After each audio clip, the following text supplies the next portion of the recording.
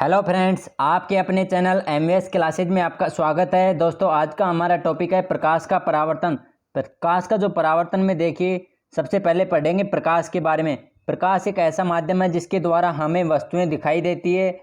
और प्रकाश एक क्या है? ऊर्जा का रूप है। और आइंस्टीन ने ऊर्जा के पैकेट को सर्वप्रथम फोटोन कहा।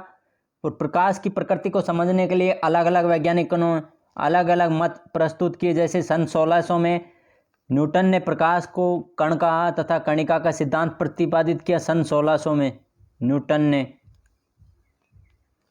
उसके अलावा सन 1678 में हाइगेन नामक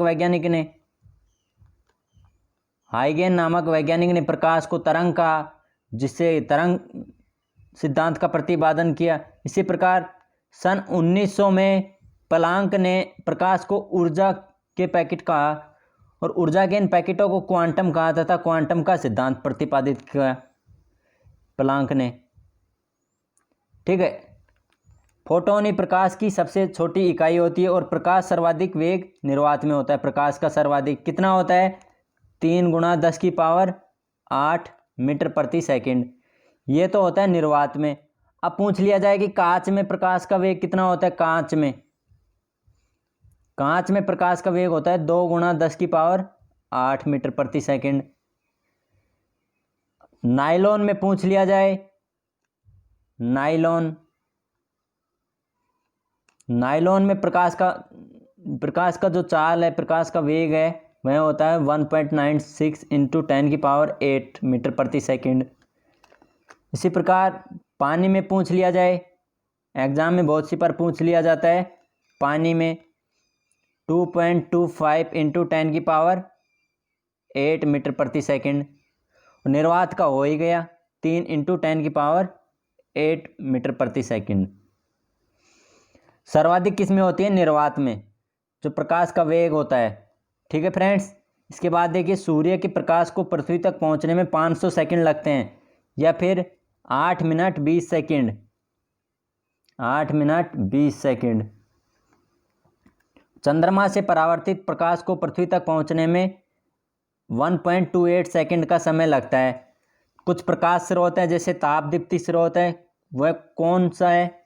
कोई गर्म पिंड है, वह तापदीप्ति स्रोत है। इसी प्रकार जैव प्रकाश स्रोत है, वह कौन है?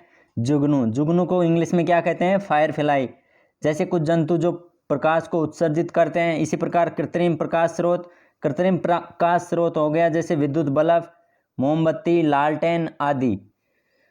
अब देखिए, प्रकाश वह ऊर्जा है जिसके द्वारा हम वस्तुओं को देख सकते हैं। प्रकाश के गुण देखिए, प्रकाश सरल रेखाओं में गमन करता है और प्रकाश विद्युत चुम्बकीय तरंग है, इसलिए इसको संचरण के लिए माध्यम की आवश्यकता नहीं होती, यह निर्वात में गमन करता है। और प्रकाश अपारदर्शी वस्तुओं की तीक्ष्ण छाया बनाता है। प्रकाश की चाल निर्वात में सबसे अधिक 3 × 10⁸ मीटर प्रति सेकंड होता है। और प्रकाश का परावर्तन कैसे होता है? उच्च कोटि की पॉलिश किया हुआ पृष्ठ, उच्च कोटि की, जैसे सिल्वर व निकिल, इनकी पॉलिश की जाती है, जैसे कि दर्पण पर अपने पर पड़ने वाले अधिकांश प्रकाश की परावर्तित कर देता है। प्रकाश के परावर्तन के नियम देखिए। आपतन कोण परावर्तन कोण के बराबर होता है और आपतित किरण दर्पण के आपतन बिंदु पर अभिलंब तथा परावर्तित किरण सभी एक ही तल में होते हैं। जैसे मान लीजिए क्या है? दर्पण है, यहाँ से आपतित किरण दर्पण पर आरोपित होती है और क्या हो जाती है? परावर्तित हो जाती है। तो यहाँ से अभिलंब होता है, तो अभिलंब पे आपतन कोण और परावर्तन कोण दोनों बनते हैं, तो दोनों क्या होते हैं? बराबर होते हैं। तथा जो ये आपतित किरण और दर्पण के आपतन बिंदु पर अभिलंब, ये परावर्तित किरण, तीनों सभी एक ही तल में स्थित होते हैं यहाँ पर। इसके अलावा देखिए, प्रतिबिंब वहाँ बनता है जिस बिंदु पर कम से कम 2 परावर्तित किरणें प्रतिच्छेदित होती है या प्रतिच्छेदित प्रतीत होती है। प्रतिबिंब 2 प्रकार के होते हैं। कौन कौन से? वास्तविक प्रतिबिंब और आभासी प्रतिबिंब।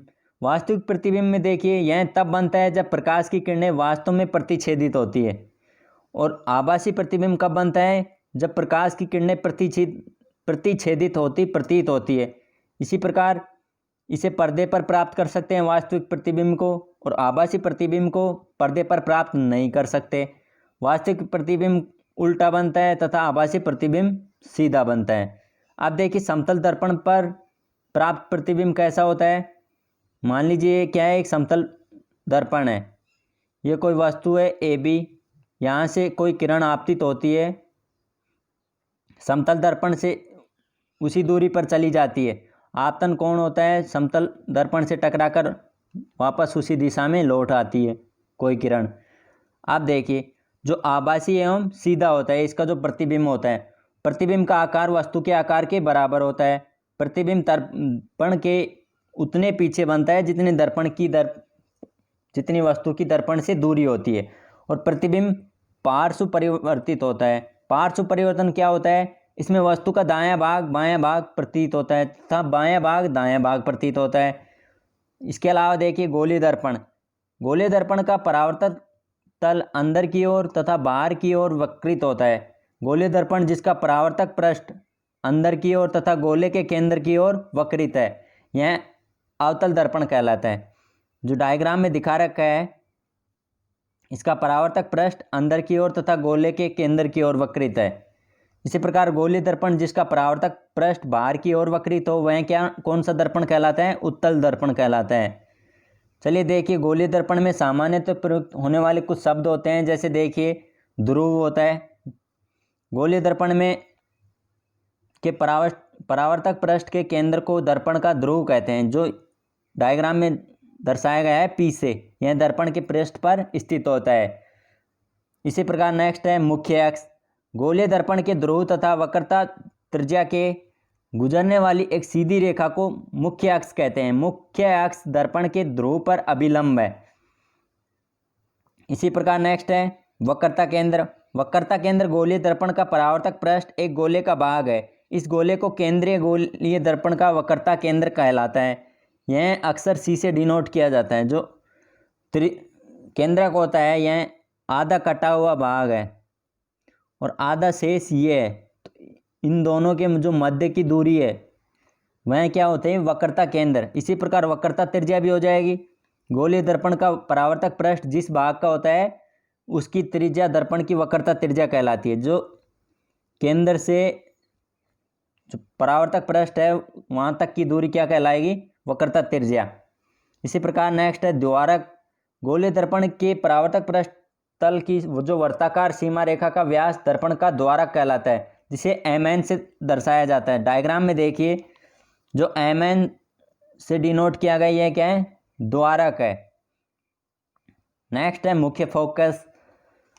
मुख्य अक्ष पर वह बिंदु जहां मुख्य अक्ष की समांतर किरणें आकर मिलती है या परावर्तित किरणें मुख्य अक्ष पर एक बिंदु से आती हुई महसूस होती है, वह बिंदु क्या कहलाता है, गोलीय दर्पण का मुख्य फोकस कहलाता है।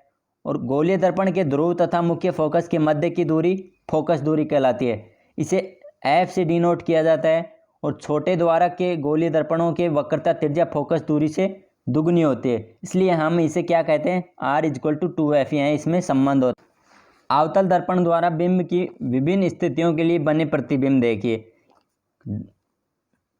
कोई वस्तु है, कहाँ पर है, अनंत पर है, ये क्या है, अवतल दर्पण। वस्तु अनंत पर है, अनंत से जब वस्तु अवतल दर्पण पर आपतित होती है तो से लौटकर वापस चली जाती है फोकस बिंदु से होती हुई। इसी प्रकार दूसरी किरण आती है अनंत से, वह भी फोकस बिंदु से होकर गुजर जाती है। तो उससे क्या होता है, प्रतिबिंब कहाँ बनता है, फोकस पर बनता है। और प्रतिबिंब का आकार क्या होगा, अत्यधिक छोटा होगा। और प्रतिबिंब की प्रकृति कैसी होगी, वास्तविक तथा उल्टा। नेक्स्ट देखिए सी से परे हो अगर प्रतिबिंब की स्थिति, सी से परे, ये क्या है, सी केंद्र, केंद्र से परे है, केंद्र से दूर है। तो यहाँ से कोई किरण आपतित होती है, परावर्तक पृष्ठ से टकराकर वापस फोकस बिंदु से होकर लौट जाती है। इसी प्रकार दूसरी किरण है, फोकस से होकर गुजरती है तो परावर्तक पृष्ठ से टकराकर वापस केंद्र बिंदु पर, केंद्र बिंदु से पहले फोकस बिंदु तथा केंद्रक से के बीच में क्या बनता है, इसका प्रतिबिंब बनता है। और कैसा बनता है, आकार में छोटा हो, वास्तविक व उल्टा। नेक्स्ट देखिए, अगर वस्तु सी पर हो, वस्तु अगर सी पर हो तो सी पर से आपतित किरण परावर्तक पृष्ठ से टकराकर वापस फोकस बिंदु से लौट आती है। इसी प्रकार दूसरी किरण आपतित की जाती है फोकस बिंदु से, तो वह भी टकराकर वापस उसी जगह आकर मिलती है। तो इसमें क्या होता है, सी पर ही इसका प्रतिबिंब बनता है। प्रतिबिंब की स्थिति कहाँ पर होती है, सी पर, और इसका आकार क्या होता है, समान होता है। जितना वस्तु का पहले था ए बी, उतना ही बाद में रहेगा ए बी। इसके प्रतिबिंब की प्रकृति कैसी होगी, वास्तविक व उल्टा। देखिए जो अवतल दर्पण है इसमें 5 कंडीशन में वास्तविक व उल्टा रहेगा, लेकिन एक कंडीशन है जिसमें आभासी तथा सीधा रहेगा। चलिए देखिए नेक्स्ट है, केंद्रक तथा फोकस के बीच।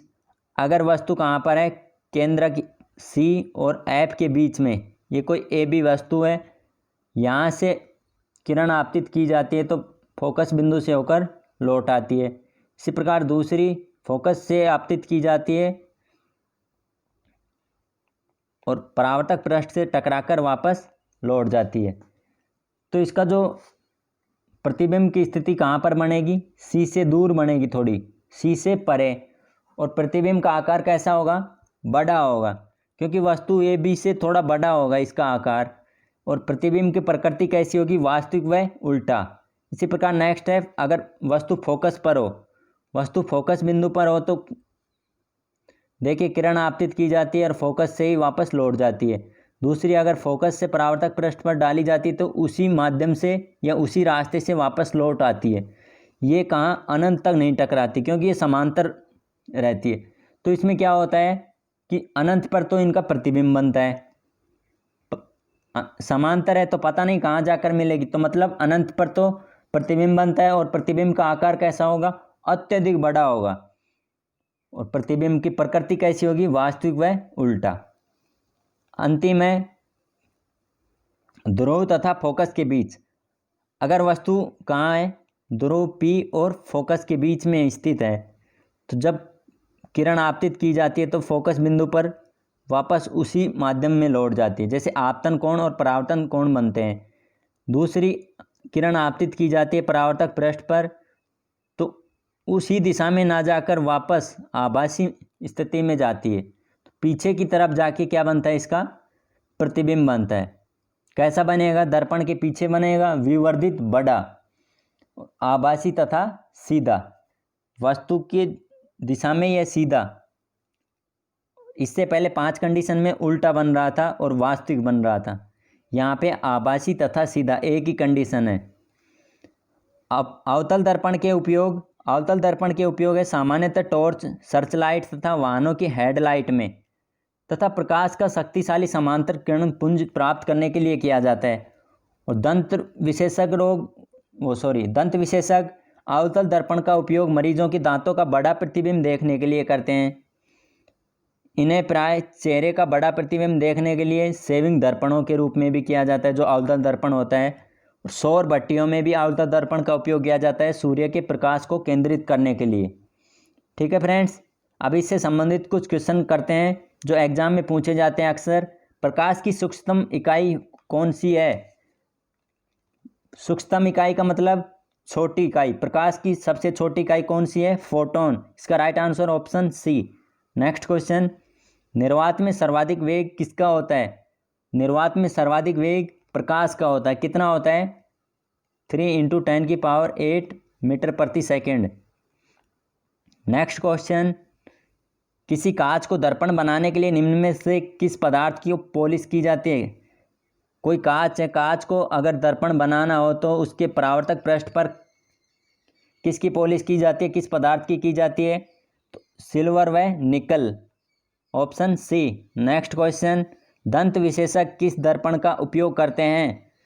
देखिए कई बार एग्जाम में लेंस व दर्पण आ जाते हैं ऑप्शन में, तो उनमें कंफ्यूज हो जाते हैं। तो ये ध्यान रखना कि दंत विशेषज्ञ रोग वाले जो डॉक्टर होते हैं वो किस दर्पण का उपयोग करते हैं, अवतल दर्पण का उपयोग करते हैं। नेक्स्ट क्वेश्चन, जैव प्रकाश स्रोत, जैव प्रकाश स्रोत को कौन सा जीव है, जुगनू, फायरफ्लाई।